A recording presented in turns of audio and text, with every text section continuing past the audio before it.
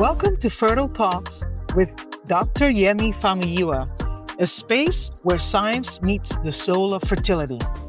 Today's episode is proudly sponsored by Montgomery Fertility Center, a unique concierge fertility practice in Rockville, Maryland.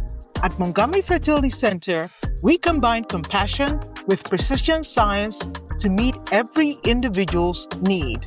It is a place where you'll feel heard, supported, and truly cared for. If you're ready to begin your fertility journey or just need clarity on your next steps, give us a call at 301-946-6962 or visit us online at montgomeryfertilitycenter.com. And before we begin, I want to share something close to my heart. My upcoming book, The Quest for Fertility, coming spring of 2026. This is a must-read for anyone preparing for fertility, thinking about preserving it, or supporting someone on that path. What makes this book special is that it goes beyond the science. It's soulful, a story-driven exploration of real patients' journeys and how they found hope, healing, and strength through fertility challenges. If you'd like to join our Quest for Fertility support circle or get updates about the book's release, visit montgomeryfertilitycenter.com and send us an email. Now, let's dive into today's episode of Fertile Talks, where we'll explore the science, stories, and soul behind the journey to parenthood.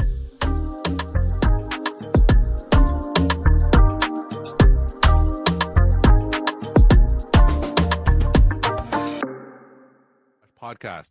Today, we welcome back Yemi Famuyiwa, fertility specialist. Today's KevinMD article is Infertility Public Health, the WHO's, the World Health Organization's new global guideline. Yemi, Happy New Year and welcome back to the show. Thank you. Thank you for having me. Happy New Year. All right. What's your latest article about?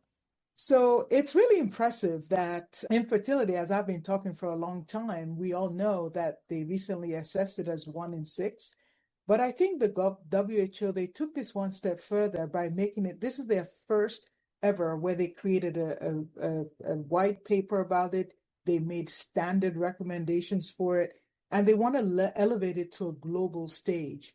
But what this document did was they say that fertility treatment should be available worldwide, right?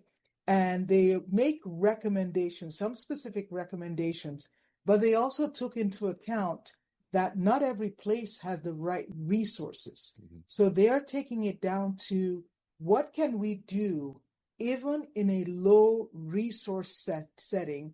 Let's create some standard guidelines that can be used in these settings in a systematic fashion that may help. And if resources are available, like in a high technology place like the US or the UK, then what other guidelines will there be? They also acknowledge that some of the guidelines, they try to use what is called the best available science. We all know the best available science may not be available to everybody. So they said, well, in that case, can we extrapolate to a low resource setting so we can still get care for people who need it?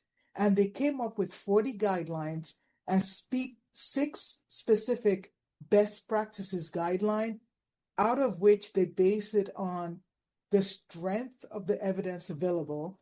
And out of all of those, there's only really one that they make like a really strong recommendation about. And then they have the other ones are sort of low-hanging fruit where they say, well, if you can do these other ones. So just for some context around the paper, what led the WHO to write this paper? And is this the first time that they've addressed infertility in this fashion?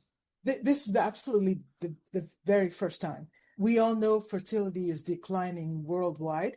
So what they did was they came up with a multidisciplinary team to acknowledge this as a health issue.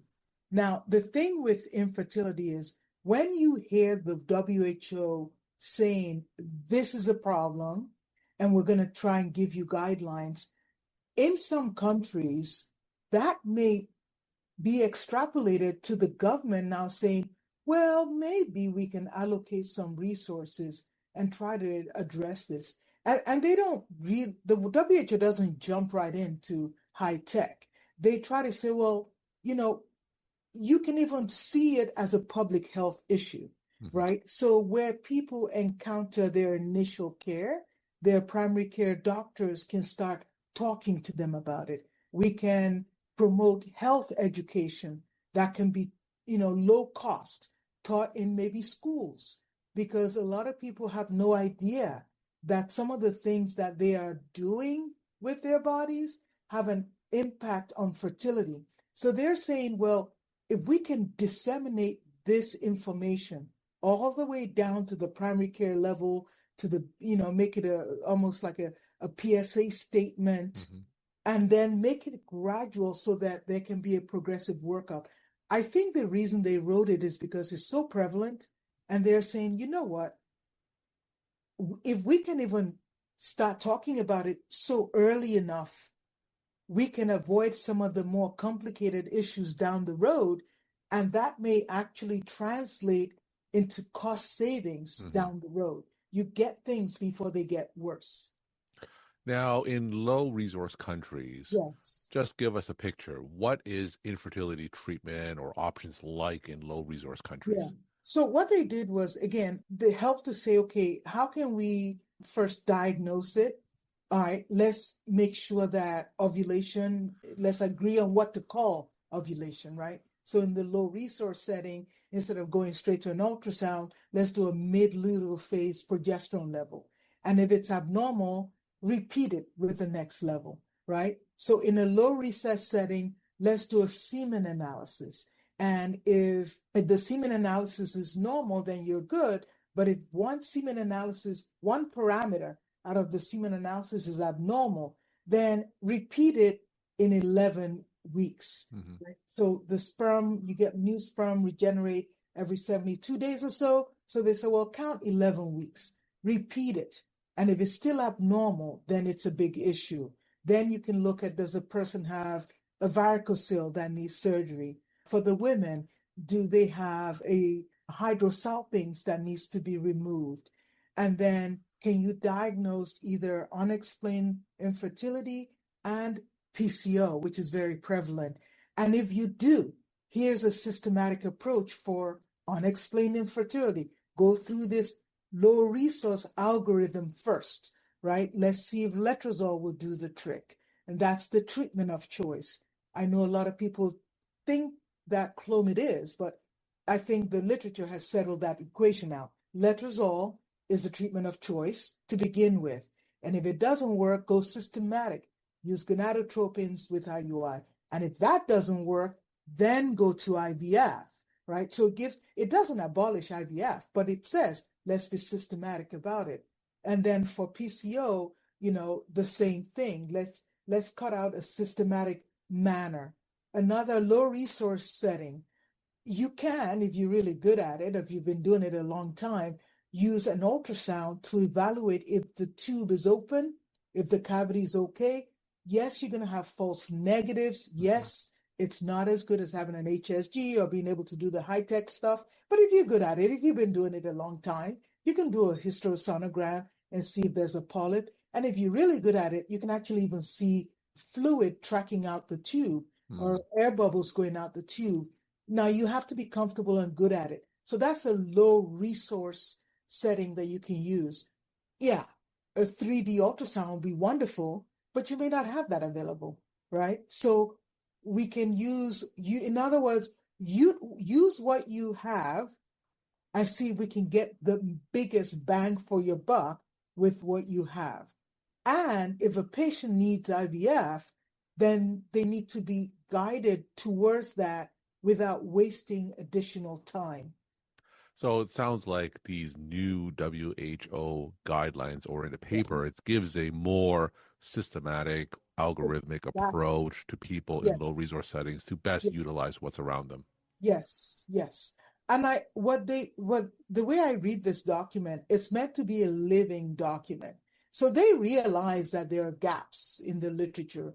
They realize we don't have as much scientific data for some countries all over the world like we may have in say the Scandinavian or in the US. So they comment that, yes, we know that there are gaps and this is only a beginning.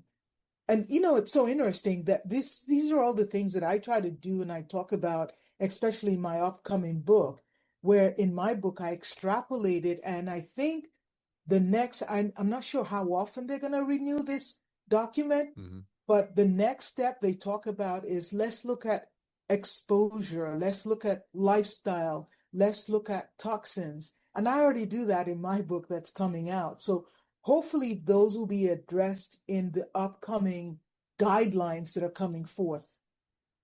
So without these guidelines, I think I read in your article, in low resource countries, people resort to unsafe treatments, Exactly. things that may not be Yes, medically legitimate and actually put exactly. women at harm. Yes, absolutely. I'll give you an example. I had a patient who had fibroids who came to see me. I won't mention from one country. And she said she went to a herbalist to get this treated because maybe she didn't have access to the clinic or didn't trust the clinic. I have no idea why. But she had something inserted in her vaginal cavity. And she stated that it burnt at the time, but she was told to lie down and bear the pain. And it would dissolve her fibroid. So she did, in excruciating agony.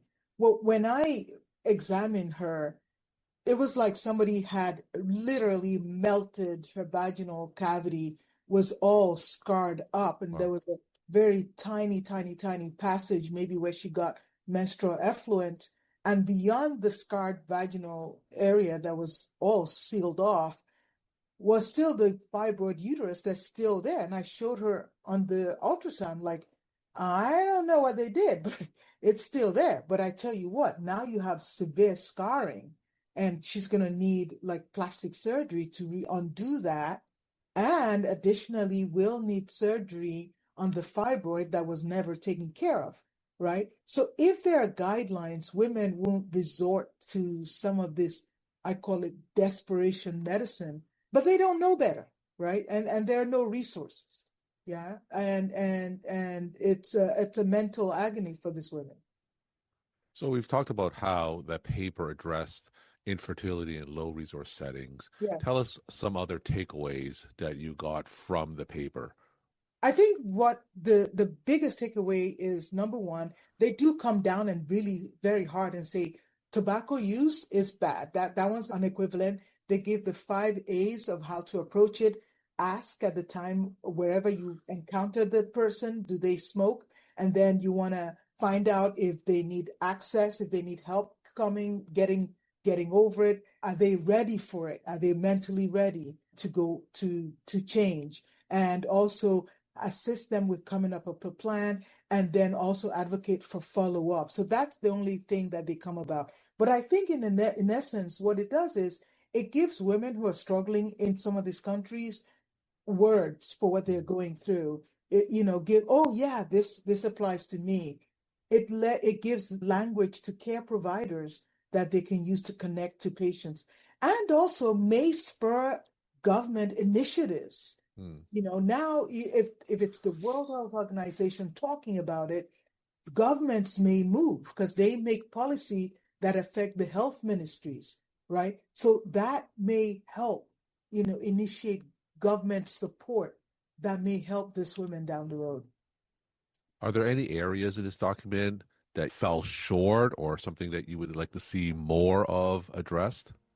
I think that they did talk about it, which they didn't really address it. The gaps will be in the next step, right? The exposures, how low-hanging fruits, how those can affect you. What can you do with your lifestyle, your weight management, not just tobacco use again, but alcohol? What are the other things that people can do that's low-hanging?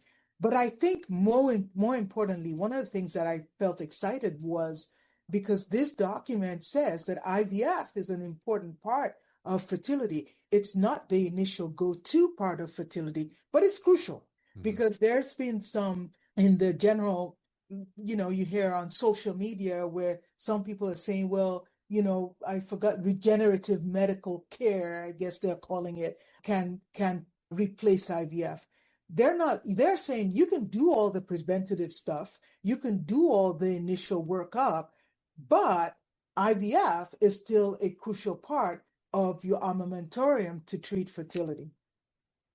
How about here in the United States? How does this document affect what you do as a fertility specialist and the patients that you see here in the United States? It doesn't affect what I do because I already do all these things, right? But I think it helps because I'm trying to encourage my colleagues in the primary care field, in the family medicine field, in the OBGYN field to help with the initial workup. Like, I don't know if I explained to you, I recently signed a contract with Kaiser to be seeing their patients, and I'm so excited about that. And one of the things I do is go to my Kaiser colleagues and say, hey guys, you can really help me out. Before you send me this patient, you can do da.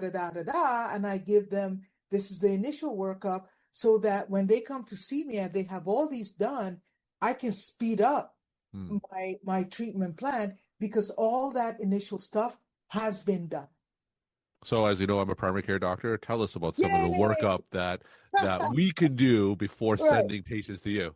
Yay! Okay, so like assessing their day 3 hormones, for instance, checking their blood work on the 2nd or 3rd day of their period for FSH, LH, estradiol, progesterone, checking their anti-Mullerian hormone is just a blood work, having them get an HSG or something similar to see if their tubes are open, the cavity is normal, have their partners get a semen analysis if they have a male partner.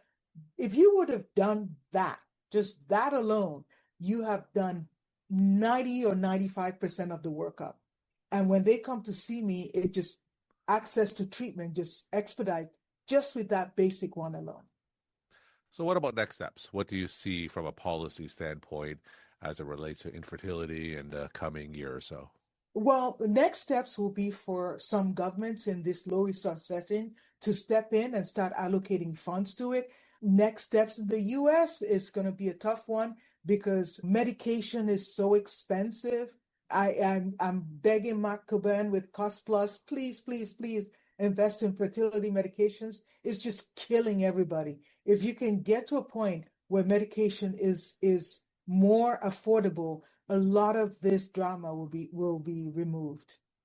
We're talking to Yemi Famuyiwa, fertility specialist. Today's KevinMD article is Infertility Public Health, the World Health Organization's new global guideline.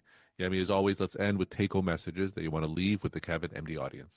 Take-home message, infertility is a real struggle, and there is help out there, and there's systematic help, and there are things you can do to even prevent some, not all, some of the causes of fertility. Stay tuned, follow, and read more.